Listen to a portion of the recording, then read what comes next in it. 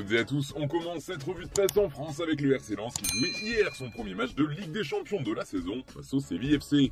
Les deux équipes s'en sont sorties avec un match nul un partout comme le rapporte l'équipe. Lens à la hauteur, titre le média français. A noter que la rencontre fait aussi les gros titres en Espagne, comme ici avec Estadio Deportivo, qui voit le verre à moitié vide, en précisant que le gardien de l'équipe andalouse, Dmitrovic, s'est loupé sur le but de Fulgini, mais qu'il a tout de même sauvé son équipe, lui permettant de conserver le point du match nul.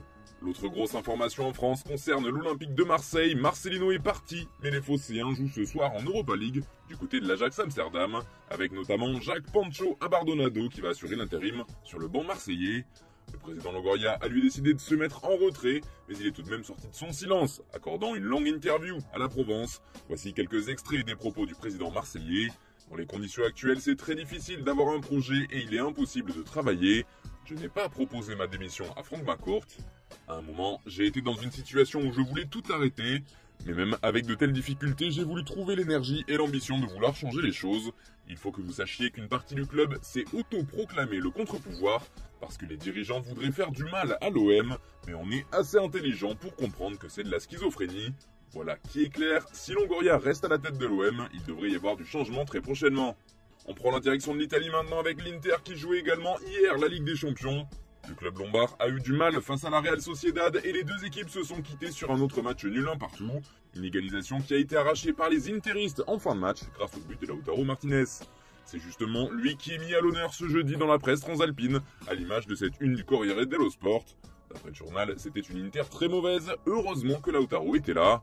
Seuls les entrées de Thuram, Di Marco et Fratesi ont remis le club lombard dans le match, peut-on lire sur la couverture des Corriere. D'ailleurs, c'est encore le buteur argentin que l'on retrouve sur la une de la Gazzetta dello Sport ce jeudi. Pour le journal au papier rose, lorsque l'Inter montrera son vrai visage, il pourra ne faire qu'une bouchée de son adversaire du soir. En Angleterre, tous les tabloïds ne parlent que d'une chose ce matin, la rencontre folle entre le Bayern Munich et Manchester United. Les Red Devils se rendaient en Bavière hier et ont bien failli l'emporter. Ils ont finalement perdu 4-3 lors d'une fin de match dantesque avec notamment un doublé de Casemiro à la 88e et 95e minute et le but de Matistel pour délivrer le Bayern à la 92e. Bref, le scénario de la rencontre était totalement fou, mais malheureusement, André Onana s'est illustré par une grosse boulette à la 28e minute sur l'ouverture du score allemande. Oh nono, s'amuse ainsi The Sun dans son édition du jour. A noter que le nouveau portier de Manchester est passé en zone mixte pour répondre aux questions de la presse après le match. Ce que rapporte notamment The Daily Telegraph qui nous livre les mots forts d'Onana, qui assume.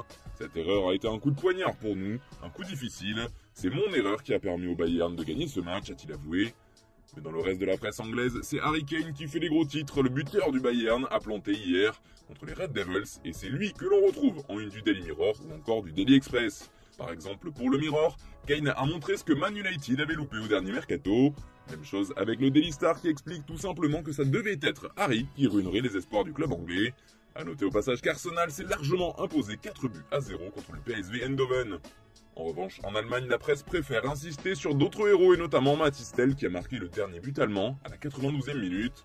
C'est lui qui a permis au Bayern de faire le break même si Casemiro a inscrit un dernier but à la 95e. Le jeune attaquant français a délivré Munich et c'est lui qui fait les gros titres de Bill ce jeudi. Mais il n'y a pas que le champion d'Allemagne qui s'est illustré hier en Ligue des Champions.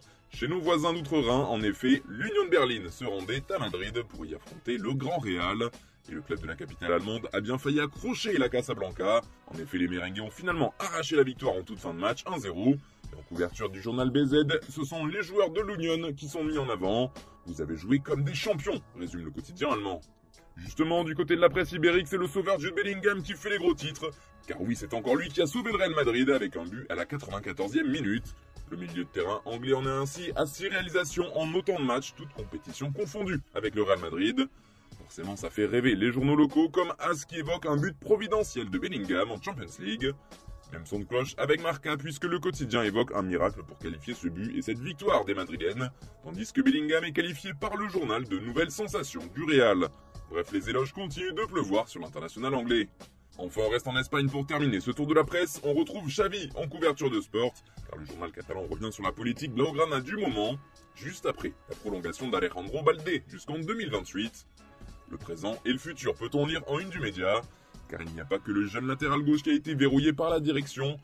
Toutes les jeunes pousses du club qui représentent l'avenir et le présent sont sous contrat jusqu'en 2026 au minimum. Bref, le Barça semble armé pour voir l'avenir selon Sport, alors qu'en une de Mundo Deportivo, les Blaugrana voient double. De Joao pour le prix d'un en couverture du quotidien. Les deux Portugais se sont livrés à Mundo Deportivo et sont notamment revenus sur les raisons qui les ont poussés à signer au FC Barcelone. Voilà, c'est tout pour ce matin, merci de nous avoir suivis.